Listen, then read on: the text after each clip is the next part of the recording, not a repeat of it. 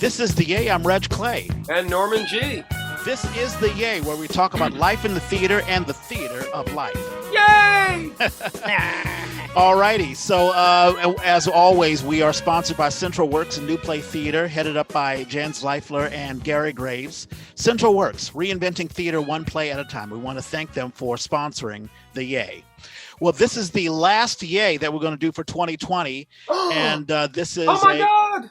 Yeah, I know. Well, because doing something after Christmas, very hard to get a guest. So this will be the last one, but very, very special guest, Professor Stephanie Ann Johnson.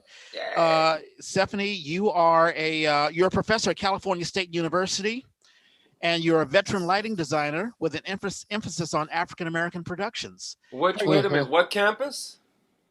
Cal State Monterey Bay. Oh, sweet! That's supposed to be a pretty campus. It's a very pretty campus. It's a very long drive. Yeah. And how are you, Professor Johnson? How are you doing? I'm doing really well. I got up at 5 this morning and did a meditation and sit with Reverend Angel Kyoto Williams. And so, I'm all the way awake and all the way awake. Right on. Wow. 5 a.m. That's the way to do it. I'm an early riser myself, but no, that's a fantastic way to start off the day. But I think you are the first. I mean, you have a Wikipedia page, and you've been in the business for a very long time, and lighting designing for African American productions. I mean, we'll have a lot to talk about that. But before we get into your story, Norman, as I begin every podcast, how was your week? I guess it was okay. As we head into this holiday season, it's a little strange, a little different than it's ever been. I went up and I saw Richard Talavera a few days ago. He's staying in Yountville right now. Yeah. Not Yountville. He lives in Yountville. He's staying at his sister's house in American Canyon. They bought a house, but they have not yet retired, so nobody is there. Perfect spot for a distance visit. Yeah, but you two are working on that production because you have a grant, and you and him will be working, I guess, maybe next year on a future project. We'll see as soon as we can get it moving. Right on. I was filming on Thursday. I remember I told you had my finger crossed that I would get the commercial deal, so I actually did.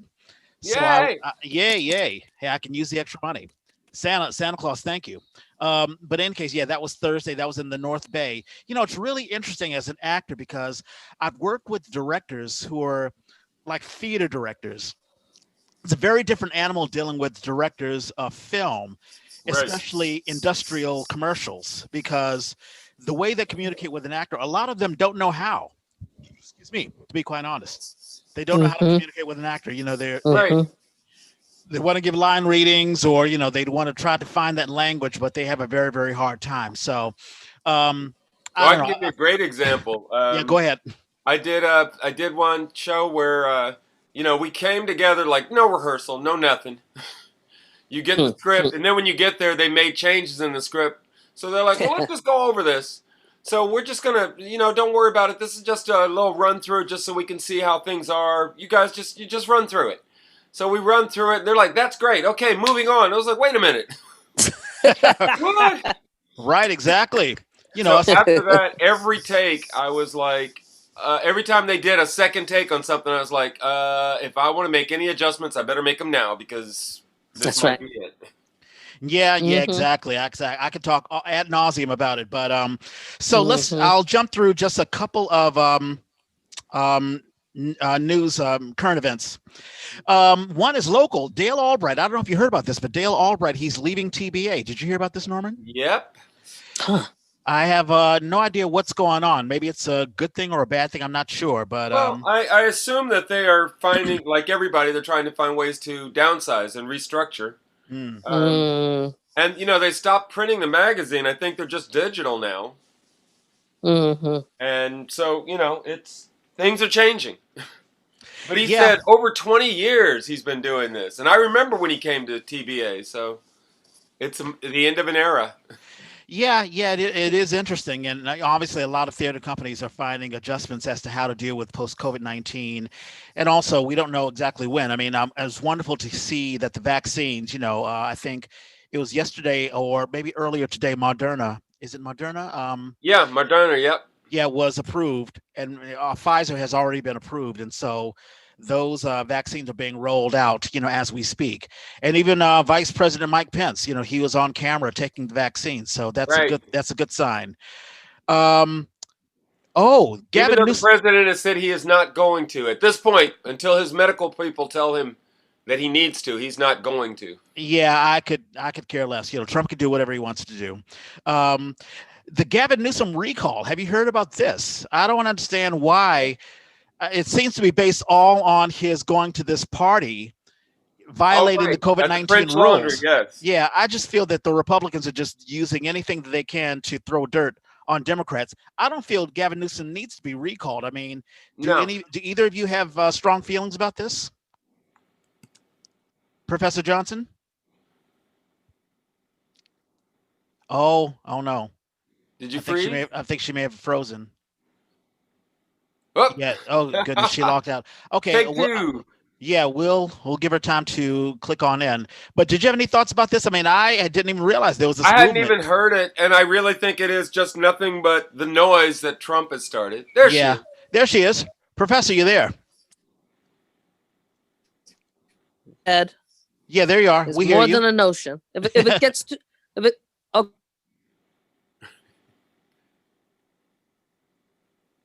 Mhm. Professor, can you hear us? Because we can't hear you. Okay, she may have to log off again. Okay, we'll have to think about well, maybe she could switch to the she's phone. got her phone though, right? So Yeah, we exactly. could So do we that. could redo this on the phone. We'll give her one last chance. Yeah. Yeah. But it was a shock to hear about the this whole recall. It reminds me so much of obviously what Daryl Issa pulled getting Gray Davis out. Okay, here she is. She's coming That back was in. brilliant, though. I wasn't happy about that, but that was amazing. Oh, what he did back in 2003. Yeah. Yeah. And then we got Arnold Schwarzenegger. That was Yeah, it was who would have interesting. ever guessed? Professor Johnson, you're back. I am back. Hold on one second. I'm going to hardwire and I'm gonna log out of the other site so that we don't get that echo. Okay. Actually, I don't even hear the echo now. Oh, It happens a little, yeah. I do hear the echo now. Okay, Yeah. never mind. Do you hear the echo now? Yep. Yes, we do. Hold on. Leaving that one. Mm-hmm. I should leave all this in. I shouldn't have to I'm not going to re-record. I think it's kind of cute, honestly. Yeah. Welcome to live podcasting, folks. It's all good. This Zoom era is going to be like nothing else. We will look back at this and go, remember when we used to do? Right, exactly. Professor Johnson, while we were talking about the current, I guess there's a recall movement going on against the Governor Gavin Newsom. I think it's sort of nonsense because all that he's really done is, obviously keep us safe. Yeah, conservatives are upset that there are very strict COVID guidelines. As a matter of fact, the 49ers cannot play at Levi Stadium because it will promote and also the Rams can't play in their stadium because all of California has been closed off and they don't want to have a super spreader event, which I think is important. Right, exactly. Yeah, it's important, but now people are like, oh, we need to recall Gavin Newsom. So, I mean, do you have any thoughts at all? Recall him as governor? Yeah. That's what they're saying, yes. Oh, jeez. I mean, everybody's moving so quickly and everybody's terrified and people don't believe the information that comes out or they don't know what's going on. And so people are acting out of ignorance and fear. Yep. And, some people just out of selfishness. Mm-hmm. So I hadn't heard that, but I will do some more research into that and figure out what in the world is going on. Yeah, it's a little crazy, and I think a lot of emotions are in play. Also, what's also happened. Well, I mean, it's Trump's strategy. This is Trump's strategy. Chaos. And so these people are just going along with him, and when he's out, we'll see what's left. Yeah, of this crazy movement. Yeah, I mean, we have the Santa Clara health director, a woman named Dr. Sandra Cody. She she got on camera and she broke down in tears. She was crying, basically talking about the latest, numbers. And it shows just the stress that a lot of folks are going through. That's right. In Dodge City, Kansas, Mayor Joyce Warshaw, and this has more to do with the recall. I mean, more to do with the votings and asserting and what's the language I'm trying to say? Basically, confirming the elections. So basically, she quit. She quit because Yeah. others Too were much like stress. Yeah, Too much others- stress. yeah, others were like, she was getting death threats, and she was like, "How dare you confirm that Biden has won the election?" and all this stuff. Right. And this is Canada who voted for Trump. So it's really really crazy. There you have it. Chaos. Yeah. I mean, this kind of malevolence thrives in chaos. Can you see me? Because I can't see myself. No, we can totally see you. You're perfect. Okay. You're perfect. This kind of malevolence and ignorance and it thrives in chaos, and that's part of what might be going on with the Newsom situation is more chaos, and we need to stay really grounded about what we're doing, what we're knowing, keep ourselves educated and hydrated, and stay out of the chaos. Yeah, I totally agree. And on a funnier note, because I always want to throw these funny things when we talk about these serious stuff. So someone hacked Donald Trump's password. Apparently his password is MAGA 2020. 2020, yes. For God's sake, how simple can you be? Of course, he's 70 years old, so I guess I don't want to go into age discrimination. Don't be ageist now. Don't be ageist. Watch it, youngster. Watch it. Yes, ma'am. Yes, ma'am. But it's just absolutely crazy. But one thing I'll ask you, Dr. Johnson, you talked about meditation. You meditated earlier today, but I think. Because when I think about just 2020 in general, and now that we're on the last podcast of 2020, the assessment of 2020, just as far as people's emotions and people's soul, I think more than any other year, more than any other time in recent American history, have we had a year that has tested our emotions and tested our soul. Yeah. Would you agree with that? Oh, totally. I mean, it has tested us, but it also provided us with an opportunity to stop, in the name of love, right? It provided us with an opportunity to stop, to see what's most important, to see who we are aside from what we do. Because, the busyness everything just stopped. I mean, Mother Nature said, no, you won't. Oh, no, you won't. And everybody had to stop. I mean, when Broadway stops, something's wrong. Right. Broadway don't never stop, ever. Yep. Right. And so it's an opportunity. It really is an opportunity. And I think that the longer it went on, the more people tried to find other ways to nourish themselves, to cope with it. I mean, at first everybody was in shock. And now people found a moment to nourish themselves. And now people are just straight up tired of it. And they want it to end. Yeah. Yeah. This But COVID they stuck situation. in there. I was worried with the election that people would have been so tired that they would have just given up, and they didn't. They stood in line. They did what they needed to do. That's right.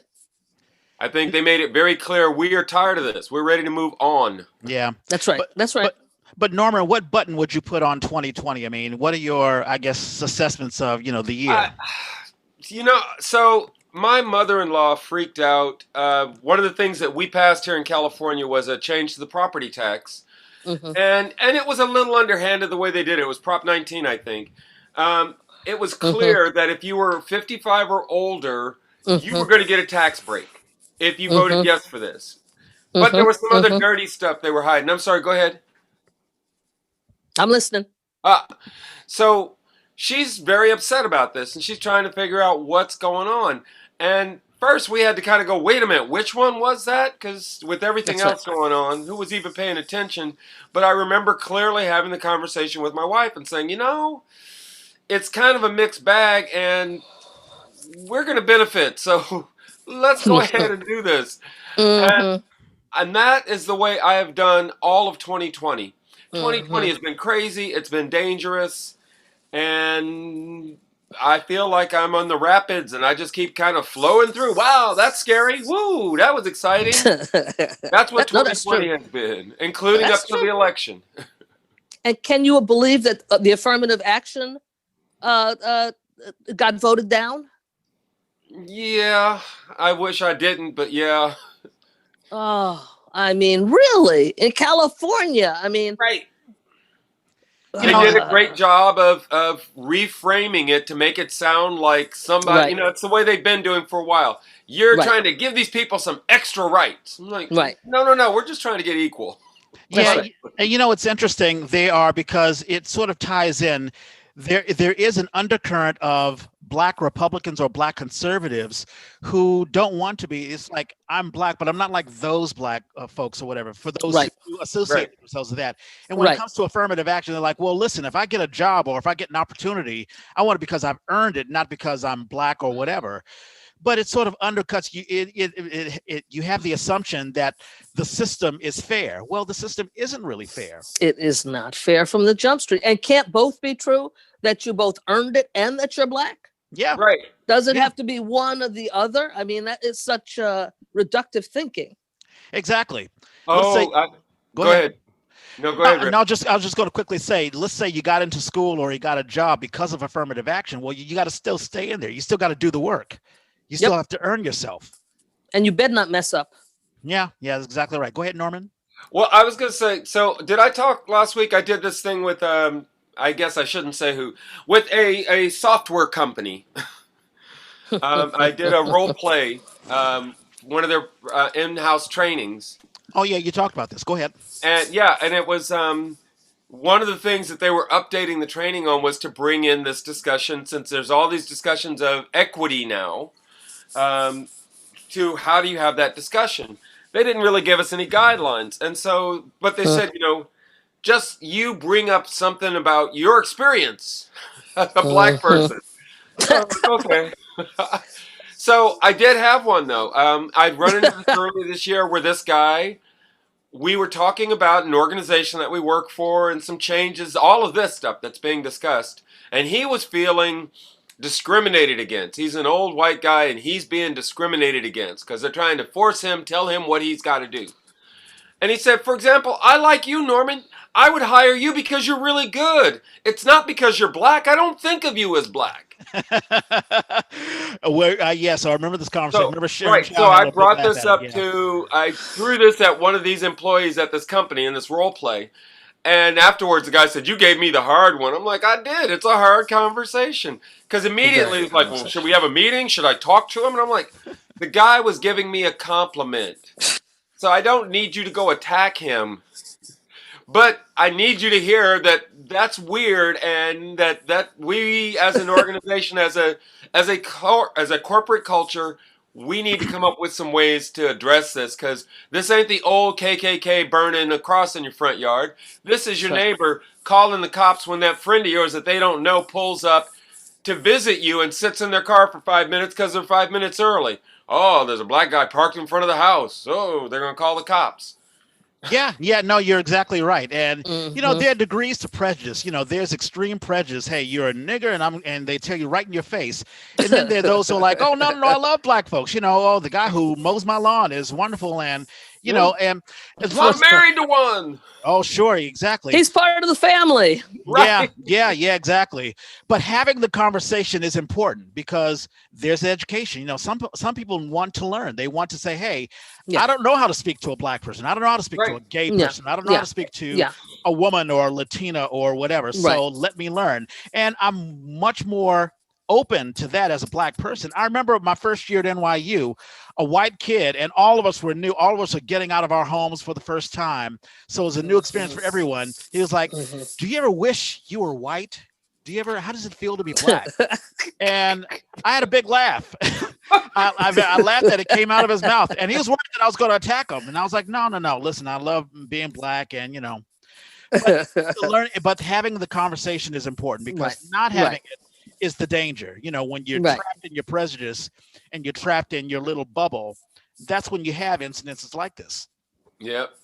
Like the Well, cop. you got to know, you got to know what conversations to have with whom.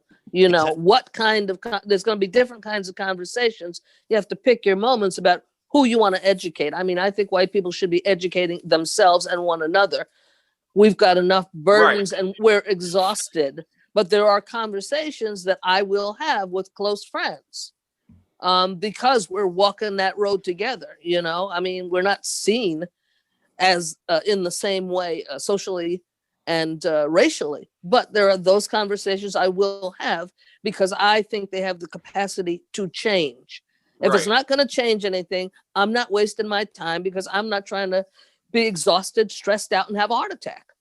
Yeah, exactly. It's not the burden of us to educate someone else. If you want to have a conversation, if you come to me and say, hey, listen, can I talk to you about, how I treat you or whatever, then I'm well open to it. But you're absolutely right. The burden's not on us. No. And with that, let's learn more about Dr. Stephanie Ann Johnson. I can read your Wikipedia page, but I'd rather you tell us, how did you get involved in theater? Where were you born and raised, and how did the theater bug bite you?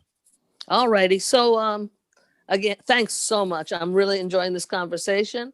I wish I had known about this podcast, but I'm going to go back through and see all 176 of them that I missed.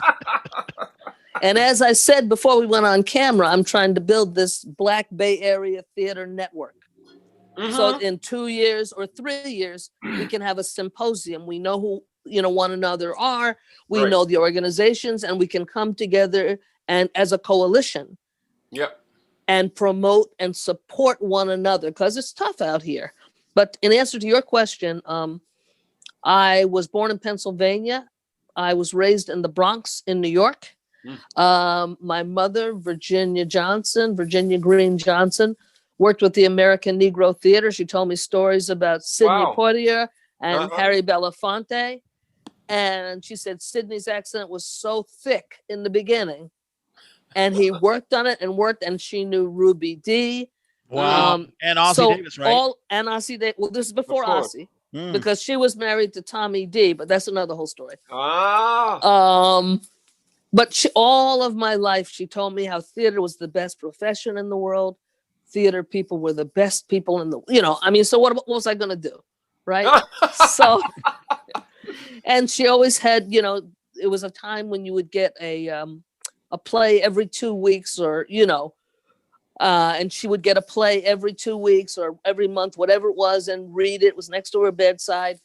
And so, of course, I ended up going to Emerson College to study theater, and loved it. And she was absolutely right about theater people. And my next to last semester, I took a lighting design course. And I had gone in as an actor. Of course, everybody wants to start in that way because it's most prominent and appears to give the most accolades.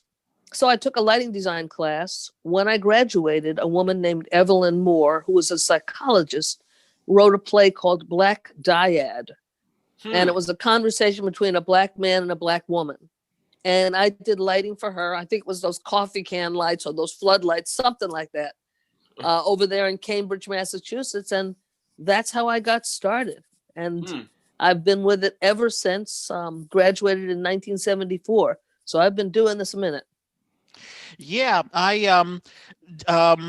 what is it about lighting, or what is it about the technical aspect of theater that you love the most? Can you talk about that? I've always been somebody that wanted to help other people. With lighting, you are an essential part of the production. You're not front stage, you're not downstage in the spotlight, but your craft, or my craft, is essential. You are the spotlight. I are the spotlight. I are the spotlight. Because I heard somebody say years and years ago, if you ain't lit, you ain't shit. Right. I love that. I don't remember who said it, but yeah.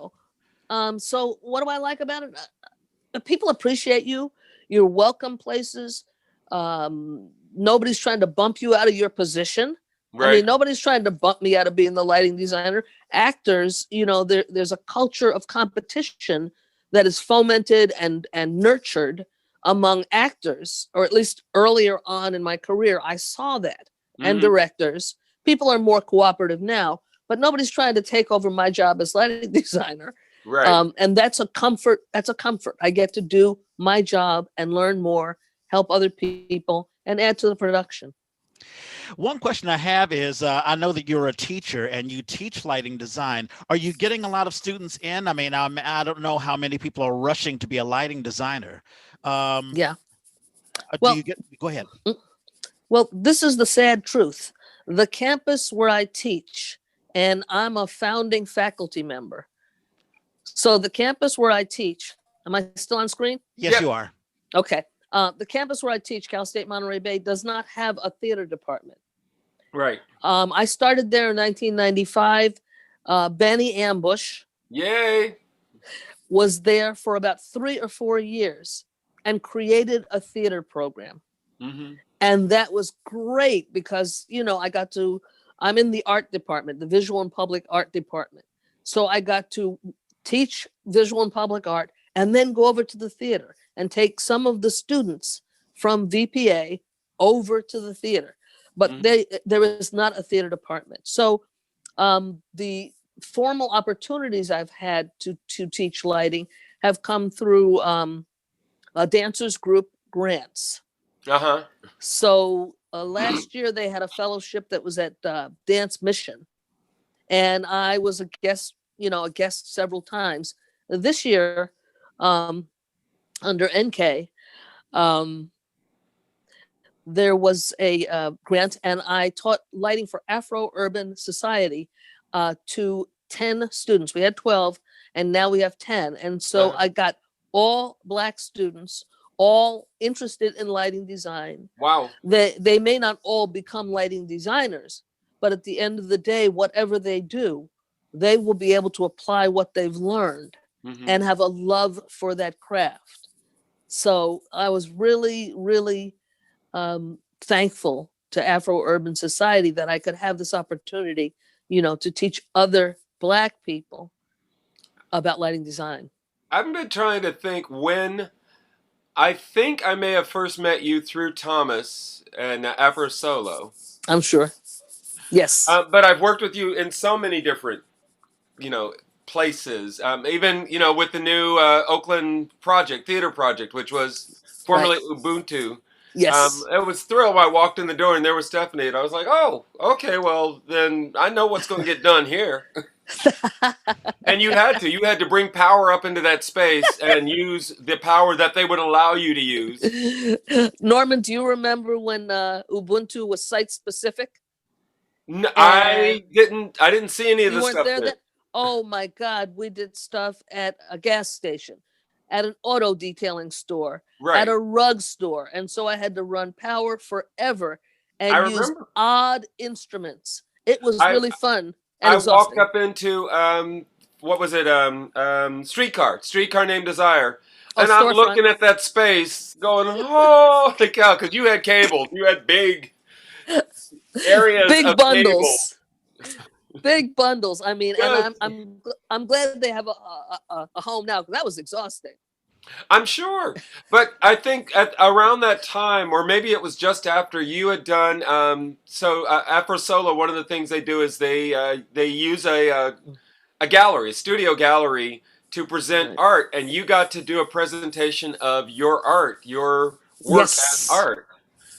And I Yes. love that. So when Reg asked the question about teaching, I was like, you know what I've always noticed is in most theater programs, if they make you take lighting, they make you, and it's partly just to get the bodies in.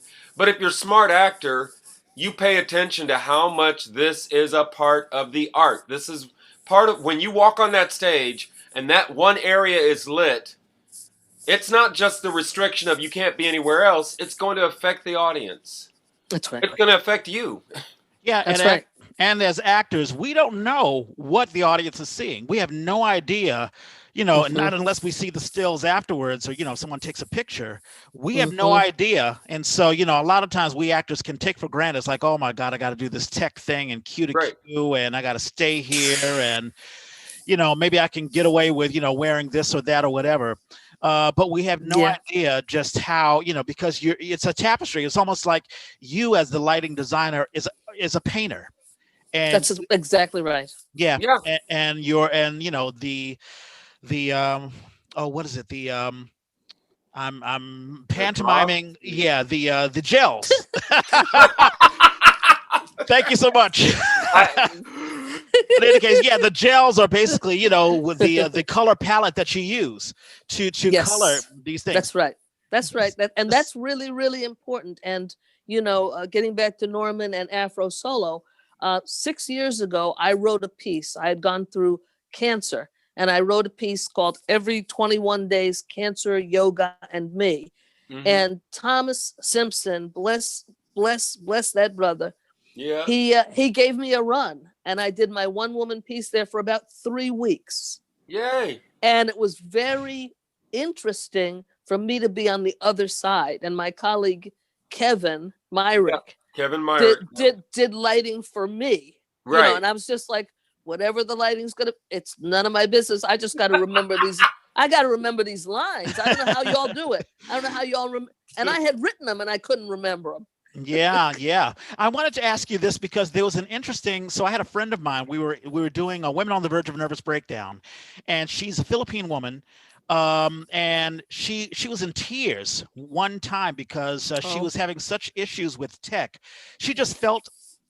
In her words, she felt ugly. She felt that no one was taking advantage of making sure that she looked a certain way and that she was presented a certain way because she felt the overall direction was towards something else, like the director wasn't paying attention and the tech wasn't.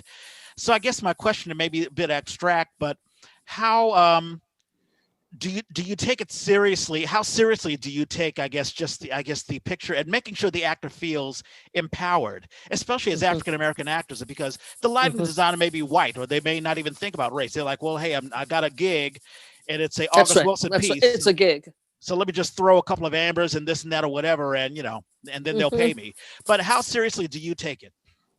Well, let me say two things about that. One is, since I've been doing lighting since 46 years, the industry has changed. It used to be all white boy lighting designers. They didn't care. It was a gig.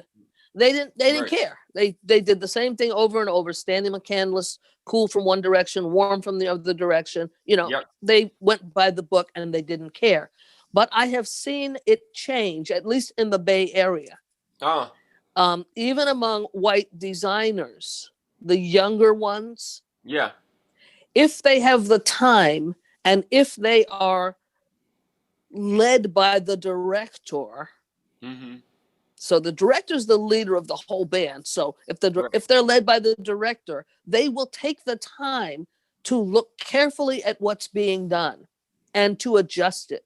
Now, the problem is when you have a bang, bang, bang, bang, bang schedule, things have to be here, have to be there. And then you get people that really don't care or don't have the power to say, whoa, whoa, whoa, or the knowledge or the interest to do it differently. So I've seen it change, but it's really up to the director. And if the lighting designer has any power to say, whoa, and I do make sure, and you work a lot with the costume designers and Right. sound, and Margot Hall, that Now, sister took me to Marin Theater Company, and we had an almost completely black design team Yeah. over there for how I learned what I learned.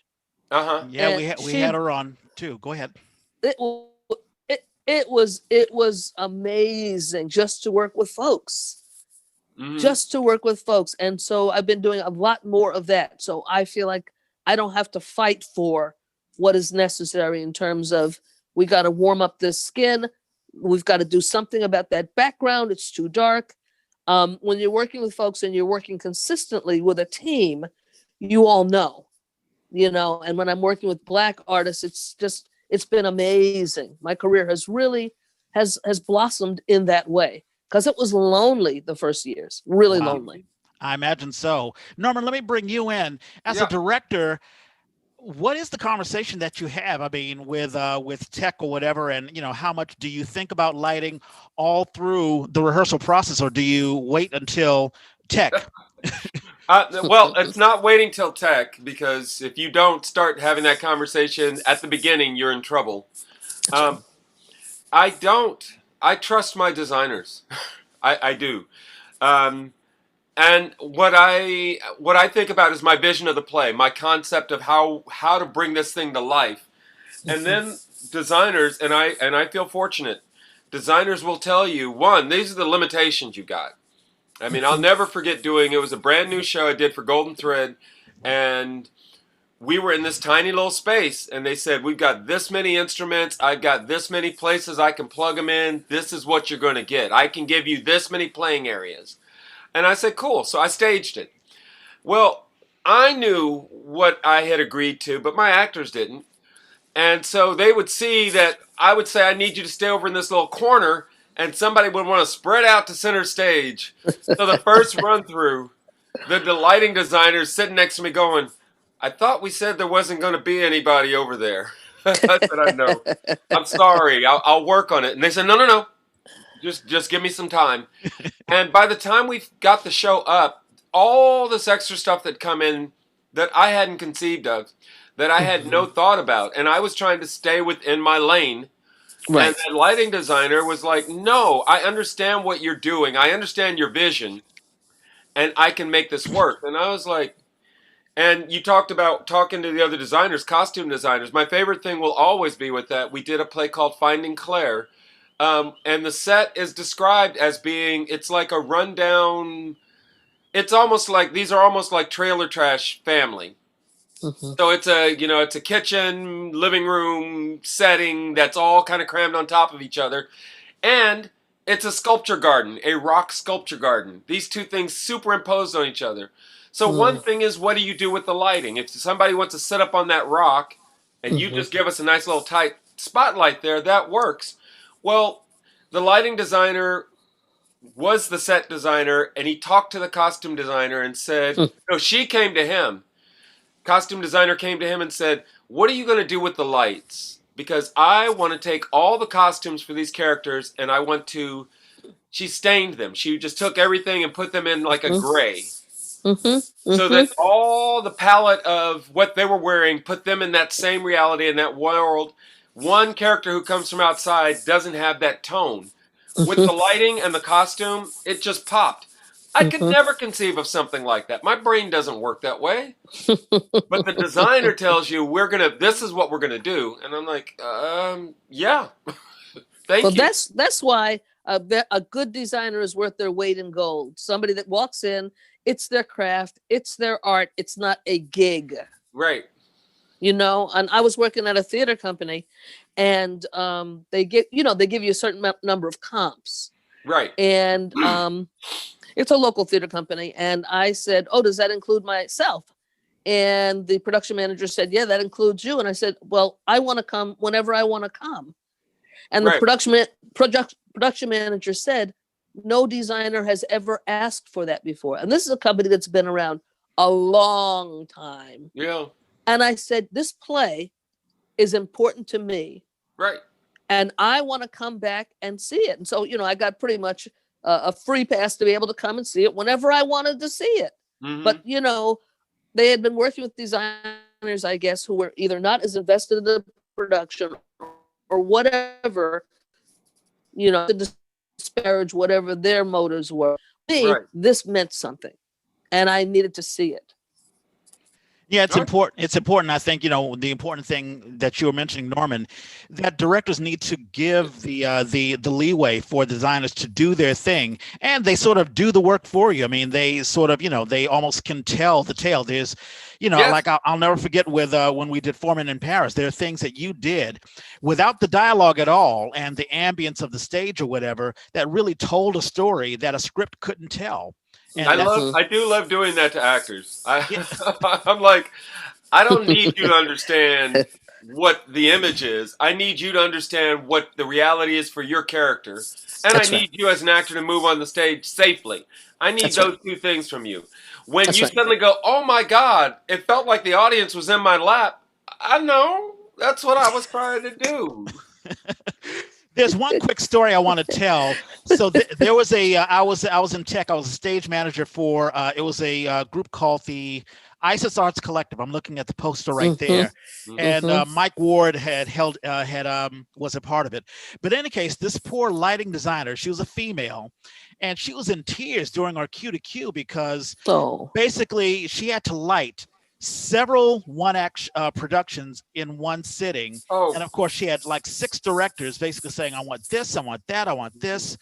Yeah. And she had to tell them, listen, I have a limited amount of instruments and I can't move the lights in between shows. So you're going to have to just live with what I've got. And none of these men, and they were all men, of course, Oh my gosh. basically telling them, no, this is what I want. You need to tell me, as if she were flipping burgers or whatever. Hey, I gave you an order, you know. right. As a woman and as a person of color, what are some of the? I'm sure you've had some horror tales, Yeah. productions that you've had to endure.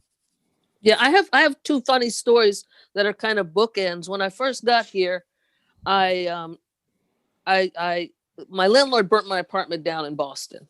Wow. Oh And my so God. I had always wanted to come to California. I had nothing left. So I went up to Toronto. I worked at Black Theatre Canada for a while. Huh. I was even an understudy. Man, it was very hard to get the accent correct because I had to have a West Indian accent, and Oh, you know they all laughed at me, but I worked hard on it, and I did the lighting anyway. So I came here. My first job was at Zellerbach Hall over here.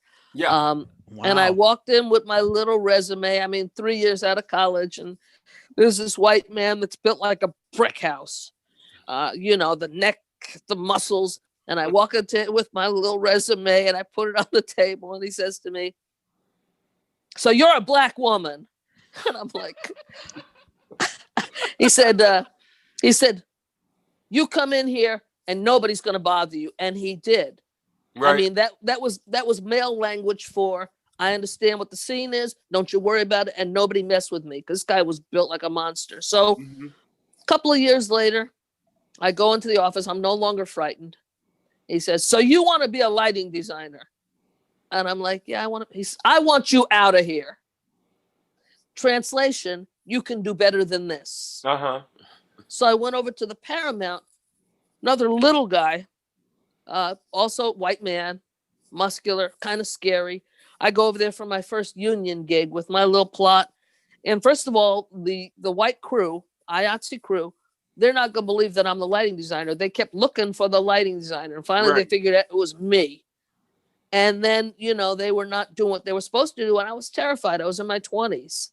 So this little guy that was in charge of it, Thane Morris, he said to me, "If you don't get on them, I'm getting on you." I'm like, "Oh," and I did put this here, that, you know, and he was, you know, behind me all the way, like, "You better Mhm. tell these boys what to do." Right. So, you know, it's not, and I was in my 20s. It was not easy. So being a woman and being a lighting designer has not been easy. It is easier now. There are more. And I have my colleague, Kathy Perkins, who does Mm. all kinds of stuff, also does, you know, Black Stage Designers Facebook, and has written Mhm. books. And, you Oh, know, there are more of us. Still very, right. very few. But, Do you know Britt? uh, hmm? Do you know Britt? Brittany? Which, Fraser? Brittany Melson, I think. Oh yeah, Mellerson? Melanson. Yes, I do. I Yeah. do. She did something over at the Ubuntu space. So you Yeah. know, there's very very few of us, but it has gotten easier. And with age and experience and authority, I don't take no shit. Right. I No, I don't take no definitely. shit. I have assistants. You know, I've already been through the terrified stage, the not knowing stage. Now I know. And if I don't know, I'll say I don't know. And I have 2 or 3 young people who are my assistants who will help me. So I'm at Right. a very comfortable point now that when I walk in, people know who's in charge. And they also know that I'm open. If I Right. don't know something, I will research it. I will get my assistants. We will make it happen. And that makes my attitude makes all the difference. Like at the Marin Theater Company, I was so used to working at places with tight budgets and this, and that when I did How I Learned What I Learned, I just thought of something or I'd mentioned something. The next day it was hung, focused, and ready to go. Right. And I was very not used to that. Very, very not used to that. And the young people, I don't think there was anybody black on the crew, but the young people were like, you know, Dr. Johnson or Stephanie, this, and that. They were running and jumping and jumping and running. And, you know, it's just changed. It's changed a lot. with the dying off of that layer of angry white men that didn't Yeah. want you to be there, and they didn't want to be there either. Well, I'm surprised with the lighting thing. Because there are times when you run into racism, for lack of a better word, people's ignorance. And what is amazing to me with lighting is how many times you have to fight with somebody and say, no, this is about how you light a surface. If I put a yellow surface up there, you'd know how to light it. If I put a brown surface next to it, you know how to light it. Why can't you do that with skin? And these people seem to feel like you're bringing some problem to them instead of recognizing what is literally in front of their eyes. Which is why it's important that there are more of us and that we work as a team. Yeah. I keep telling my other designer friends, try not to be an isolate. Take somebody with you. I did a production 3 years ago. It was, the theme of it had to do with Black youth. Mm-hmm. And I was the only Black person on the production. Yeah. So I went to the head of the theater. I said, I'm very disappointed. And I'm the only one. And then there was another person that came.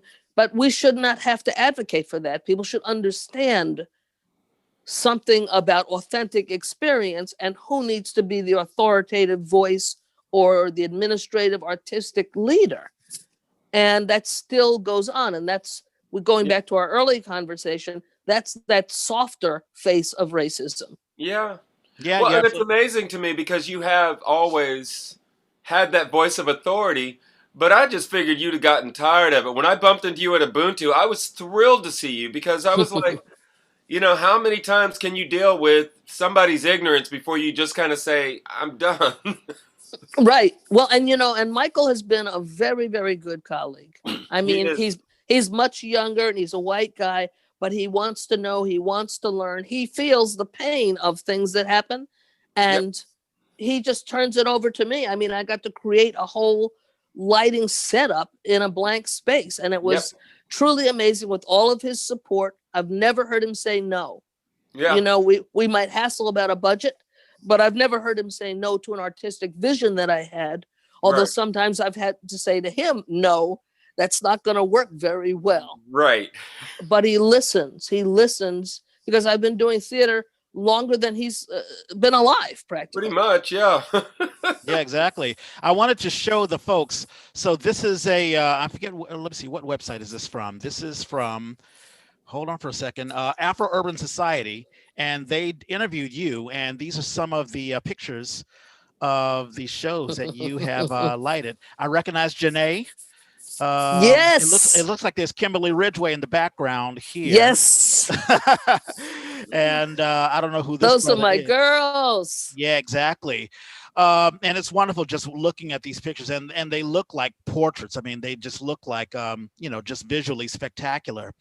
Yes. What are the conversations that you have regarding budget? Because I imagine a director may say, I want this, I want that, I want the sun, I want the moon, I want, the lighting, I want like a spectacular, I don't know, supernova, but they may not have the budget for it, and they may not be the lighting equipment for it. So, because I know there's some young folks who may be listening right now who may want to get into tech, but they don't know how to empower themselves to have these conversations. Like, listen, if you want this, I need to know what the budget is, I need to know what the lighting equipment is, and I need to tell you what the limitations are.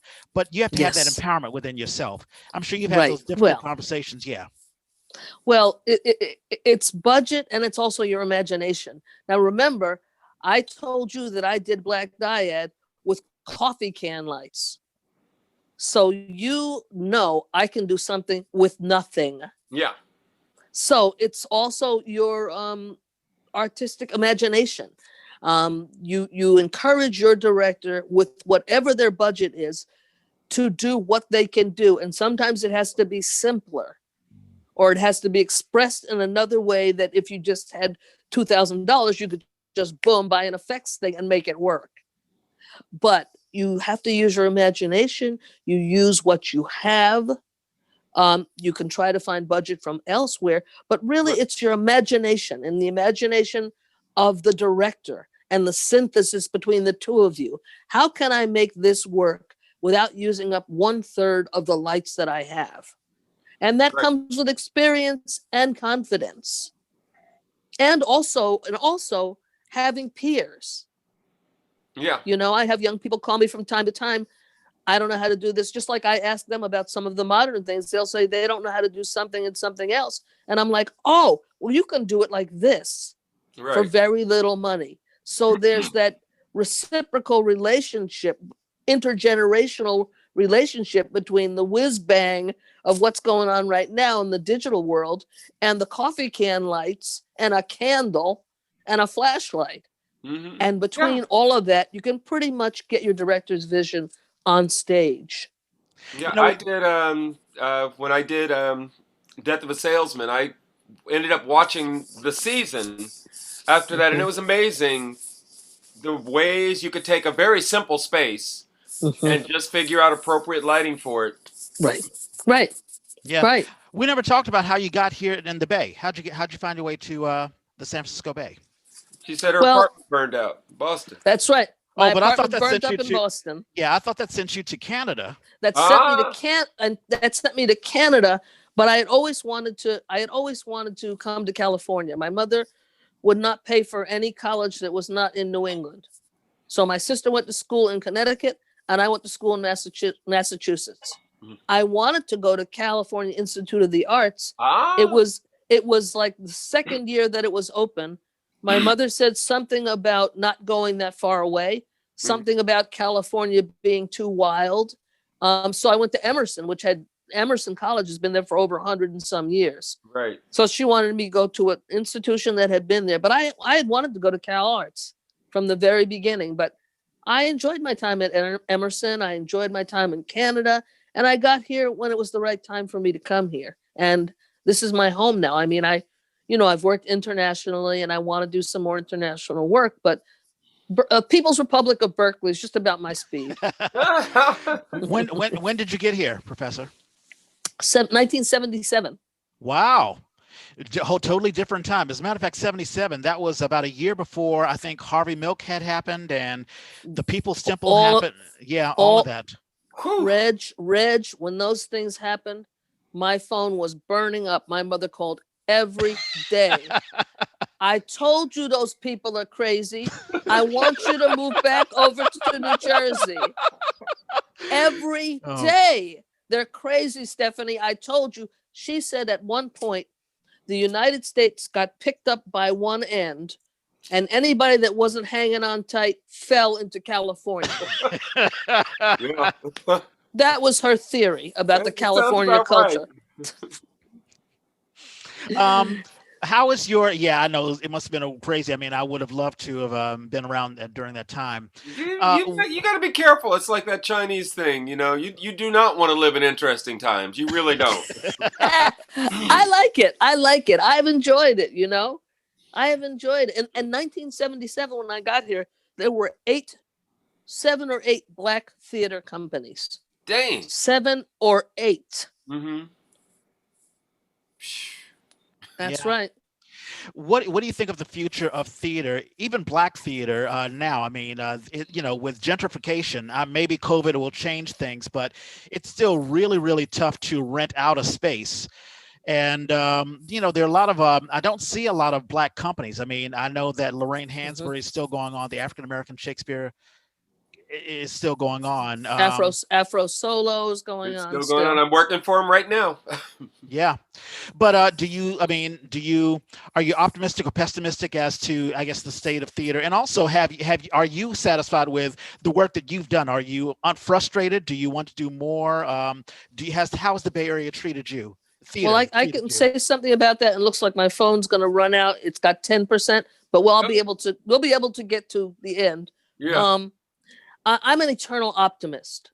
I also recognize, my friend, the director, Ellen Sebastian Chang, says we don't own the real estate. That's a problem, that Right. we don't own the real estate. But there are black theater companies and black theater practitioners amongst young people that I don't even know them. And they use storefronts, and they do site specific, and they do various things. So theater, as I was taught, and Norman and I probably are from more a traditional theater backgrounds, proscenium, arch, and so on and so Yep. forth. Yeah, me They're too. doing it in a different way, and they exist.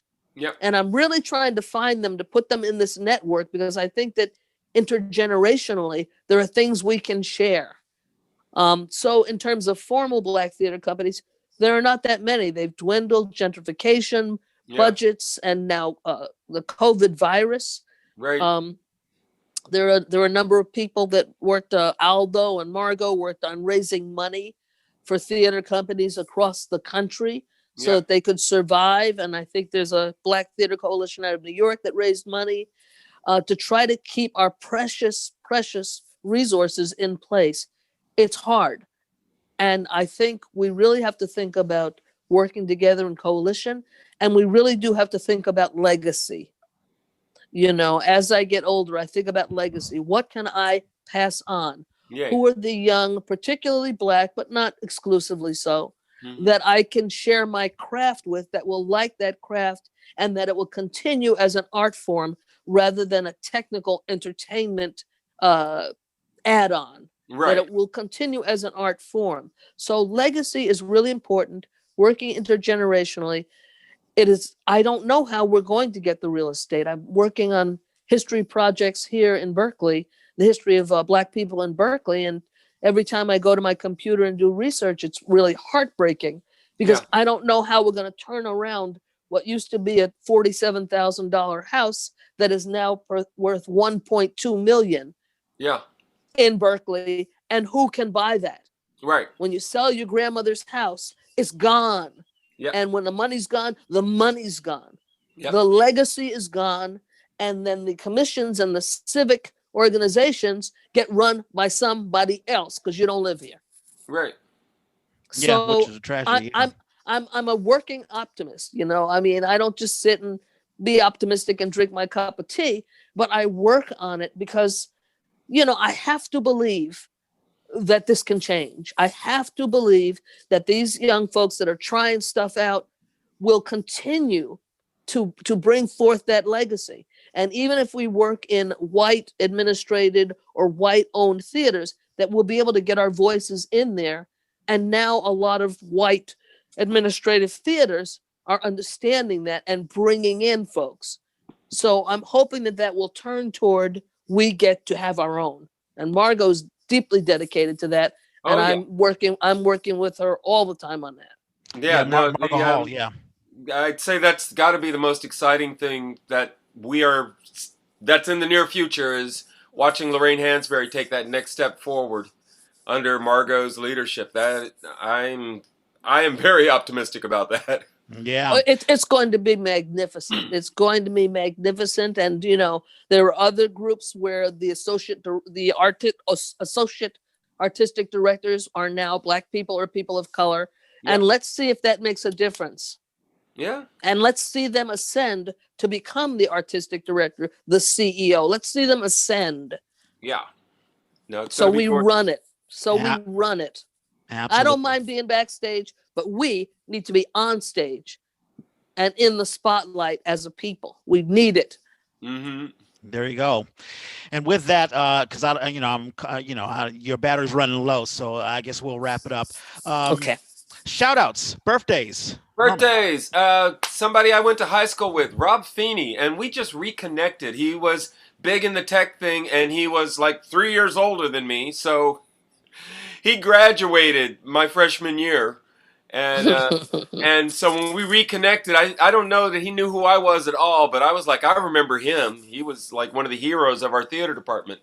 Brendan Getzel is a musician I got to work with last summer with SF Shakes on As You Like It. He was our musical director, wonderful guy. Katie Meinhold is, I met her, the young actress, working with a company that no longer exists, Round Belly Theater. But they got to, in that brief period when the Noodle Factory was a performing arts space, that company was like my number one resident company. Armand Dorsey, his birthday's coming up this week, African-American actor. David Skillman, who I just got to reconnect with and is doing a reading with Elizabeth Carter under Shotgun. And it was funny because she was saying, I need a guy, I need him to be not equity. And I said, I don't know what David is doing. And we got in touch with him. And so he's back in the mix, which is wonderful. Sarah Bettnell was a young woman that I met when I started Oakland Public Theater. She and her husband moved back east, they merged their names when they got married, and they've been running a little theater scene back east. I now have this list of young people who have played my children, adult children. I am that old now that I have adult children when I don't even have real children. Meron Yeshuas. Do you know her? She's I don't know her. she was my daughter.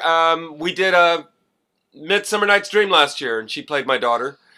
Judith Offer is the playwright that I'm going to be working with soon. We're going to be doing Compared to What in this coming fall. Kimberly Dooley, people should know because she's connected to Shotgun Players. Stephen Anthony Jones' birthday comes up this week. Whoa! I know the man is definitely. When I got to work with Stephen finally, I was so happy. I was like, this is a name that I'd heard, and then I'd go to ACT and I'd see him. When I finally got to work with him, I was so thrilled. Mari Zeff, another Bay Area actor. Ron Mesa is not a Bay Area actor, but I went to CalArts for 1 year, and Ron Mesa was there, and it was funny because he was clearly like a Nathan Lane kind of musical theater actor, and they kept telling him he had to like do Shakespeare. I was so happy when we got out and he actually got to go out and do musical theater. I'm like, why are they doing that? And then the last one I have, Christmas Boy, Damon Brown. Oh yeah, I have him on, although I don't know him personally, but he's a well-known actor. My list today, Kara Harold. She is more of a filmmaker, but we were on stage. We did The Marriage of Bet and Boo. And so that was a long, long time ago, back in 2001. You guys, I got to sign off now because I've got to interview somebody for a job. But this has been really fun, and I'm going to go back and look at the other episodes, and I'm going to be a regular tune-in person. Thank you both for what you're doing. It was great to have you. Thank you, It Professor. was really big fun. Call me anytime if you need any advice. I'm here. Thank you so much, Professor Johnson. Thank you so much. And we'll have the links and everything so that people can find you. Thank you. Yeah. Bye-bye. Bye. All righty. So what's your birthday list? Yeah, I have Carlo Olmos. He and I were on stage. We did Candide. Fantastic singer. His birthday was yesterday. Cynthia Lagodzinski. I think you saved that for me. We had her on the A, and I've been on stage with her. It seems like for a lot. She has been on. We did The Skin of Our Teeth together, but she's been on stage at the Douglas Morrison Theater many, many times. So happy birthday, Cynthia. Her birthday's tomorrow. Let's see. Judith Offer. Also, Amanda Bailey. We had her on. She was going to direct Tiny Beautiful Things. Yeah. And her birthday will be Tuesday. And let's see, Adam Simpson. We had him on. You weren't on. I interviewed him separately.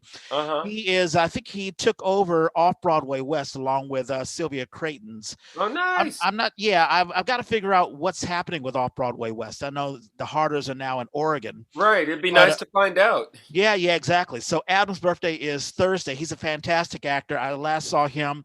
He did Master Harold and the Boys. And he was Master Harold and had that wonderful blend of being the quaint little boy, but of course turns into a sort of a malevolent. Right. The twist. Yeah, it's a beautiful piece. Yeah, exactly.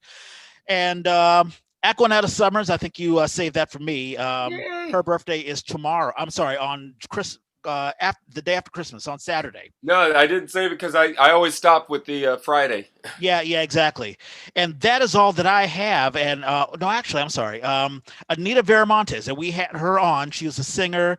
She is the sister of Sheila Viramontes. And yes, sister. Remember we had the sisters on? Yeah. Yeah, exactly. It was wonderful to have sisters or, just family members involved in theater. And so her birthday is there. And also on Saturday, Daisy Neski, who did our costuming for 4 Men. Oh, yeah. Oh, wow. Yeah. So her birthday is Saturday, the day after Christmas. And that is the list that I have. You have any shows that you want to advertise? Well, I don't have a date yet for it, but the Afro solo piece, I am directing a solo piece.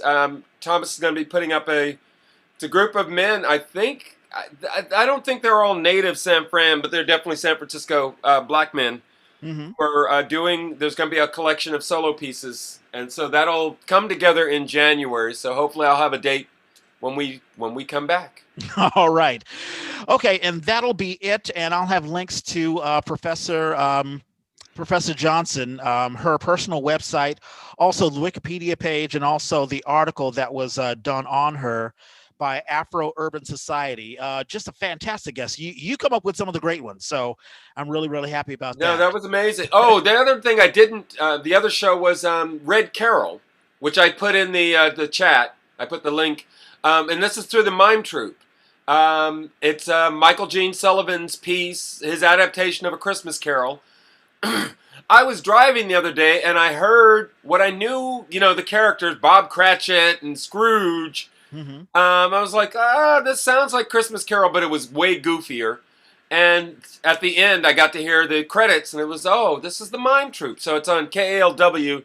I don't know how many more times they'll play it before Christmas, but very exciting, wonderful piece. Right on. Yeah, I will check that out. I gotta jump into the chat thing to pull that up. Oh, I do have it. Perfect. Yeah, and if you hit chat and you hit the little 3 dots, it says you can save the information, so you don't have to mess with it. Yep. All righty. Well, my friend, I'm not going to see you again. I'm sure we'll talk, but we won't see again until the next year. We got to talk. Barry wants to get us on next week. Yeah, we'll see that. Yeah, that'll be another podcast that Barry has, and he's going to have us on, Barry Graves, who is our Richard informant in Paris. And if we have more information, then I will post that in the links.